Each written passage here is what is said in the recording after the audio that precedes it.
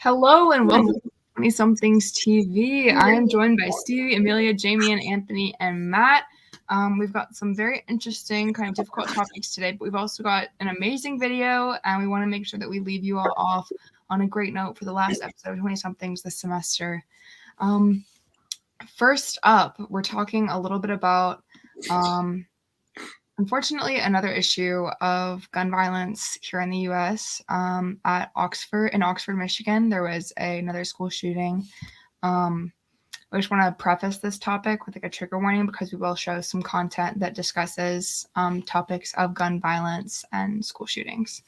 But from what y'all know, do y'all want to give us a little bit of background on this story, just from what you've all researched and stuff like that? I mean, first off, my condolences to everyone that was hurt and, in the scenario. I mean, come on. I mean, we've had this problem over and over again for years on, Sandy Hook, not to bring up bad memories, but you think at the slightest bit of warning, people would actually listen and take a deeper look. We've been here before. And it's sad to say that we have to be here again to talk about this. It dumbfounds me that people are not taking this stuff as serious as it should be. This, God forbid, could have been avoided. As with the article that I read, there was numerous signs of this potentially happening, and nobody did anything. More on that, we do have a video talking about just some of the warning signs from beforehand. I'm going to play that really quickly, just so y'all can see a little bit more of the context behind what happened. Mara McDonald live tonight outside the Oakland County Jail. Mara, we are learning a lot about these warning signs that seem to lead up to the shooting. Devin, that's right, including that this suspected shooter's in-classroom behavior had become so alarming, his parents were called down to the school the day of the shooting for a conference with administrators. And investigators are saying, from what they have discovered, this was not a spur-of-the-moment decision. So there were signs beforehand that his parents were aware of, which is actually why his parents are also being charged in this case. I also saw that his dad bought him the gun that he used in the shooting. Yeah, which is crazy to me that there are signs that this kid was mentally unwell. This was on his Instagram. It was a Christmas present, and the caption says, "Just got my new beauty today. SIG solder 9mm. Ask any questions, I will answer." I mean, his mother also took him shooting practice after that, and she got calls from the school when they saw some of his drawings that were pretty violent, and she texted him and said, "I'm not mad at you, just you have to learn not to get caught with these things." It wasn't even just drawings. He was looking at ammo while sitting in class. I mean, the fact that these parents, thank God the parents are being charged, because it's just unacceptable that they think that they bought the kid the gun. They left it unlocked in their bedroom. He had complete access to it. They knew he had the gun in school, and they did nothing to stop this. So, I mean, manslaughter's kind of going easy on him as far as I'm concerned. But Ashley from YouTube commented, "Klein's daughter attends that school. She's okay. Thankfully, the whole town is devastated. It's awful." Kind of going back to what we were talking about earlier about how many times does something like this need to happen for so many changes to not be made. I just think it's a little ridiculous. There is footage from inside the school. You can't really see anything, but it's more context. But this is actually from a high schooler's Snapchat. So while we're sending pictures to our friends, this is what they're putting on their story. We're not willing to take that risk right now. I can't hear you. We're not taking that risk right now. Okay, well, come to the door. Look at my bag, bro. No. Yeah, bro. He said bro. He said bro. Red flag.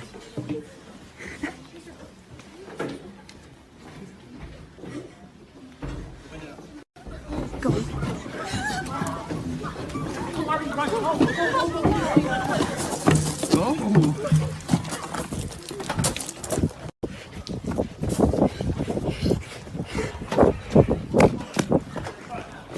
Slow down, you're fine. It kind of upsets me that they say, slow down, you're fine. Because I think at what point do we have to teach children to listen through context clues through a door of a school shooter impersonating a police officer for them to feel safe in their school? I think that's ridiculous that the Ethan Crumbley saying bro is what made them be oh, this isn't a real police officer. That's not something people should have to worry about in a school setting. Well, we have to do all kinds of trainings for that now, right? So that's a big issue too. When did it get to the point in our country where that's just part of curriculum? And we do fire drills, we do shooting drills because they're so commonplace now. I mean, we talk about gun reform all the time and why it's needed. I don't know how many children have to die before anyone takes it seriously. I mean, it's not just children dying from gun violence, but the fact that kids can't even go to school and feel safe is deeply troubling. And I think a sign that, we really need to take a step back and actually do something because thoughts and prayers aren't enough when it comes to things like this. I want to go back. I want to go back to the red flag thing in the picture of the gun. I mean, I don't know exactly what the gun laws in Michigan are. I don't think any of us do. But regardless, I don't think it's okay for a 15-year-old to get a gun, a real gun, not a BB gun, at the age of 15 for a Christmas present, especially after it was known that he was having this violent past and behaviors and outbursts in class.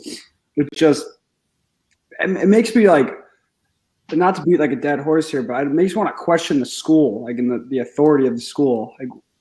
Going back, I just don't know why they're not in question either. Why they didn't do something. I know it's harsh, but that's just my take on it. The thing is, I'm glad the parents are being charged because they met with the school, because the school recognized that there was something wrong with his behavior, and the parents are the ones that didn't really do anything, and they kind of allowed for this to happen by getting him firearms for a gift instead of addressing the matters at hand. It's good that the school addressed it with the parents and him, but still the parents are the ones that also need to be held responsible just as much as he is.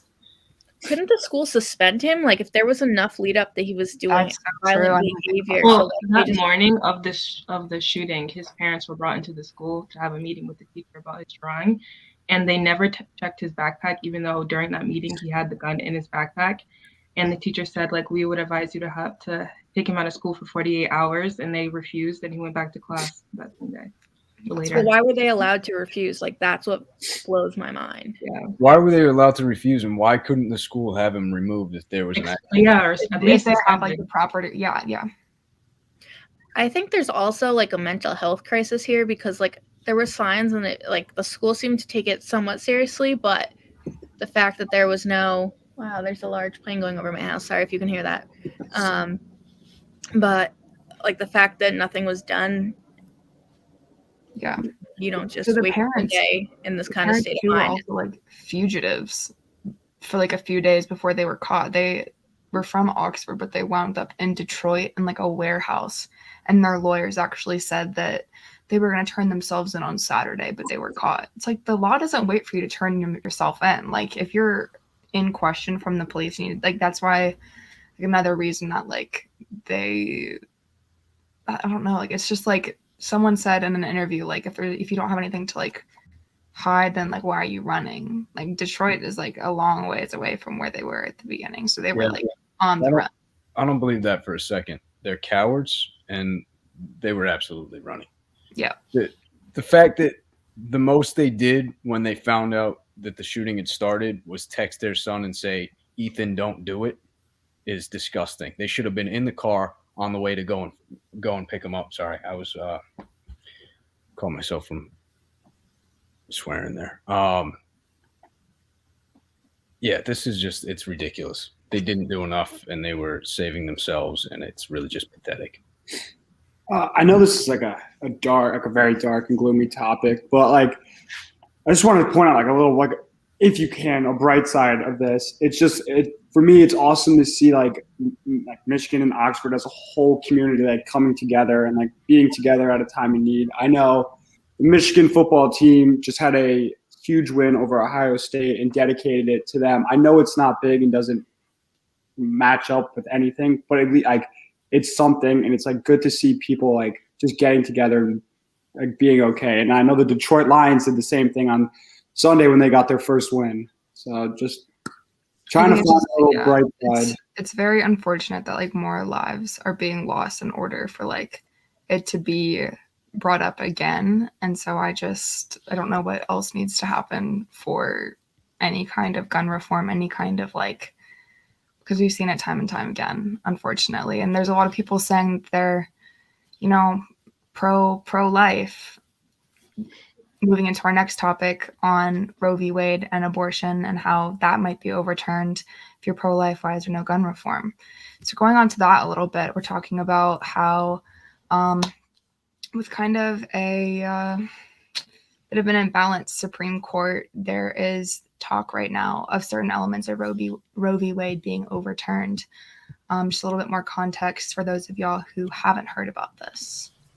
On Wednesday, the Supreme Court heard arguments in a case that could spell the end of nearly 50 years of reproductive freedom in the United States. So let's be very clear about what's at stake here. If Donald Trump's hand-picked 6-3 radical conservative court effectively overturns Roe v. Wade, it would instantly cut off 65 million women from safe ways of ending an unwanted pregnancy. I don't know how you watch any of this without being like pissed off. That's just me personally, though. Like it just makes me so mad. You can't ban abortion. You can only ban safe abortion. People are going to do it no matter what. So I just don't understand why society hates women. I also read that Amy Bartlett, whatever her name is, I just hate her. So I don't even care if I said her name right. Probably didn't. She said that this was fine because adoption exists. And that's deeply troubling to me because so many children are already like oversaturated in foster care system. And I don't know, like, what do you like? I don't even know how to explain my problems with that statement. I hope it stands for itself. This is what happens when the Supreme Court comprises of people that are accused of rape and can't separate church from state. It's ridiculous that it's 2022 and we don't have laws that protect women, and the limited ones that we do are now going to be stripped away. It's really disturbing. People care more about the unborn people of this world than they do the living, so. I saw something that said people aren't pro-life, they're pro like control of women's bodies. And I think that statement is very accurate because like you said, Amelia, like people are saying, oh, well, that's why adoption exists. It's like, well, if you're pro-life, then like, why would you not be like pro like motherhood, pro like active, like, I don't know. Like it just makes sense to me that people are like so against like government aid. Conservatives are against like government aid and like safe and free like healthcare for women, that if they're pro-life, they're not like a pro-safe life, they're just pro-control of women like having control of their bodies. It's literally yeah, basic human rights. Like you're stripping someone of the human right. Wherever it was. Pro-gun legislation, not very much pro-life because we still have literally no gun control. It's just very interesting about what the government prioritizes. There's a really good movie, I believe it's called Unpregnant. It came out last year, and it's about this exact issue about a girl who finds out she's pregnant and she has to travel all the way across the like country basically to get an abortion safely. And then she gets there and they're like, well, you can't even get one without your parents' consent. And she's like, but it's my body. Like I drove all the way here. And do you think the judges' opinions are based on religion? While there is supposed to be a separation of church and state, I 100% believe it's based on religion. That's what conservatives are all about. I would argue, though, that people with this mindset give people who are religious a bad name because, like, there are people who are religious that, you know, don't hate women and, like, have a brain. Yeah, aren't brainwashed or radical. Right. I think it's just very, like, ideas saturated and not, like, very conservative belief of, like, traditionalism and, like, what the Bible says. As someone from the Bible Belt, that's like such like a Southern thing to be like pro guns, like pro life, like, and it's just. I also think. Sorry. That's it. I also think it's I'm kind of just dumbfounded. yeah.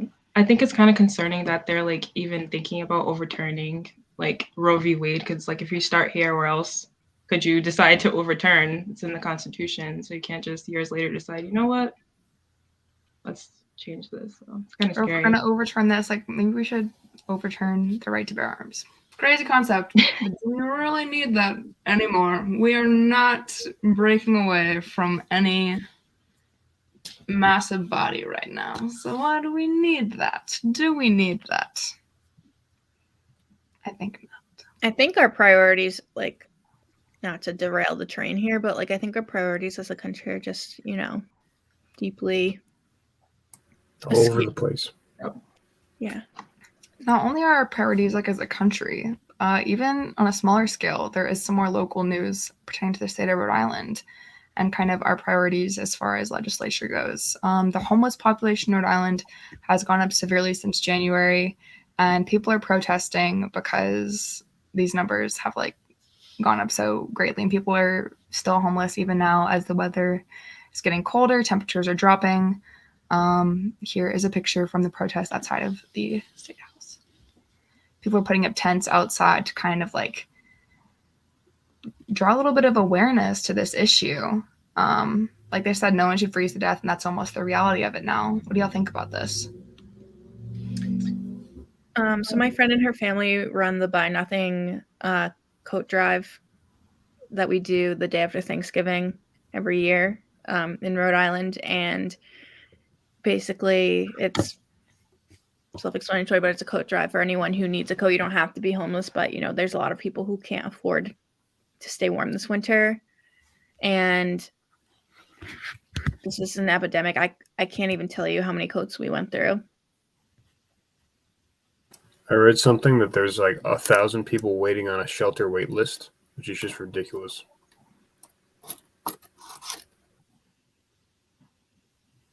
On the Christmas lighting that was a couple days ago, that protest actually, they were staying in the back of the State House, and the Christmas lighting was in the front. I believe facing towards the mall, and they actually like confronted the governor and protested and things like that. And I thought it was kind of jarring to see the juxtaposition of like a governor singing singing in commemoration of Christmas and stuff like that, and just like kind of ignoring people who are protesting human rights, I don't know, I just thought it was kind of weird, and to see the governor's disregard for this kind of issue. It is weird. It's not surprising, but it's weird. McKee has dragged his feet on everything. I mean, since he was put into office, he's done zero. He's, in my opinion, useless.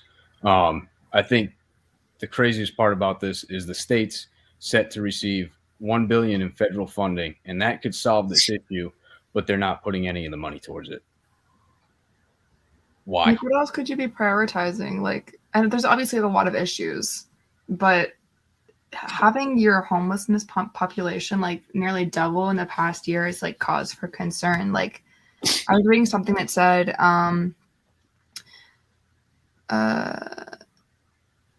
like the people of the Rhode Island Homeless Advocacy Project of Rhode Island, Homelessness Bill Rights Defense Committee set up tents just like for this protest, etc. And the encampment shows people do care about the crisis. And then someone quoted and said, unfortunately, the same cannot be said about our state government. We have sent letters, we've informed them of the data, and we've gotten silence. Enough is enough. So like they've gone through all of like the proper channels in order to like kind of raise this issue to the government. So now they have to like camp outside the front like of the state. Like I just feel like that's so crazy that that's like what people are having to go to in order to like be heard. I can't help but to think of our past topic that we talked about with the Howard students when they were protesting their living, and they actually got changed pretty quickly, relatively quickly compared to this. And I just don't understand why our government can't look at it the same like theirs did. And it's just it's sickening. To the people who I know, I mean, I hope it's not our audience, but who knows, that are going to say like, oh, people are homeless because they don't want to work. Well, I don't think you can say that, because there's, first of all, a severe job shortage. I'm tired of people saying that there's not. If you look at jobs that you can actually earn a living wage, there's a job shortage. Second of all, everyone's been raising rent So even people who do work and are trying to provide a home for their families, rent's been increasing exorbitantly. So that's putting a lot of families in a really hard spot. I know that there was I don't say law, but there was like a rule during COVID where like landlords couldn't evict any of their tenants during the pandemic. But now that those like measures are kind of waning off, like a lot of people are, acting quickly on them. And I think that's really sad. There's also a pandemic, and chances are that since these people are homeless, they're also not vaccinated. So it's hard for them to get a job since pretty much everywhere requires you to be vaccinated, which I think is a great job, which is a whole nother topic I don't want to get into right now. But that's just another reason why it's tough for them to get jobs at this moment. So I can actually talk about that because at the Buy Nothing Coat Drive Day, we did have the health department come to spread awareness about being vaccinated and the fact that vaccinations are available to everyone, and so that they could find out information. But actually, the majority of people who came to the coat drive were already vaccinated. There was only a handful of people who still needed to get vaccinated, and they took the information and made an appointment. So, like, people who are homeless are smarter than some of these people that do have homes, because they know the risks that are out there and are trying to actively protect themselves. So I thought that was really interesting. I didn't expect it. That's why we had the health department there, so that we could like spread awareness and make sure people are protected. But that's a key with all of this, is spreading awareness and staying informed, not only about this issue, but all of the issues that we talked about tonight. I know we tend to tackle a lot of really hard topics, but we want to make sure that we leave you all off on our last episode on a positive and just kind of uplifting note. Thank you all so much for watching throughout this course of the semester. We have an awesome video prepared by Jamian. Just kind of like get a little bit more deeper into knowing some of our cast team, fam. The most. But again, stay tuned, and we hope to see you all very soon. Now to the video.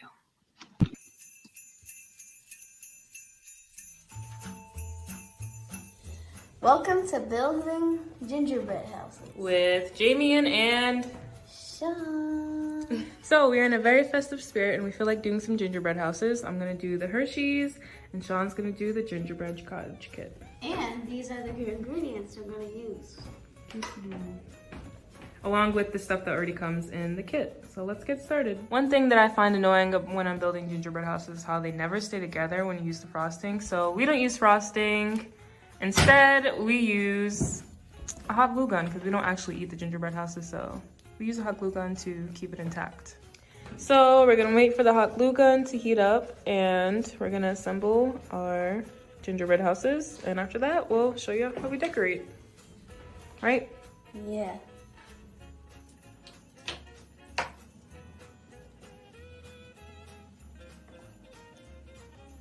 All right, our gingerbread houses are assembled. And we got the candies, so decorate the gingerbread houses. And we're just gonna get our frosting out so we can stick the candies to the house. Yep. And it's gonna be the best gingerbread houses you'll ever see in your life. Okay, this is my house, large, and this is Ginger's house, small. And mine is a better one because she has a puny, weak, and small house. Mine's twice the size of it, and only has one floor, and doesn't have a chimney, and it doesn't have a crack in the ceiling, and it only has one. It only has Okay, two doors. I think they get it.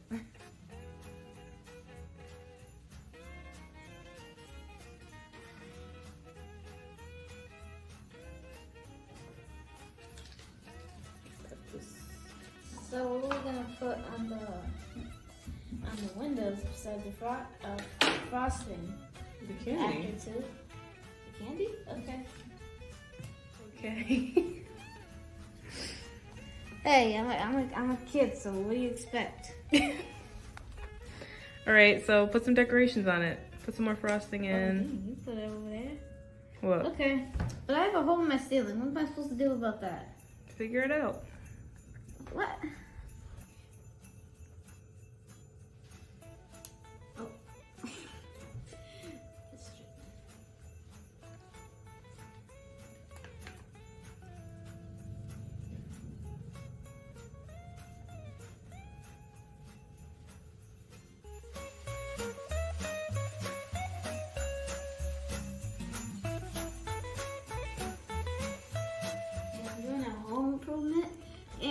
put these strawberry candy thingies. Put them on the roof. Like this. Let's see how much we can fit. Oh.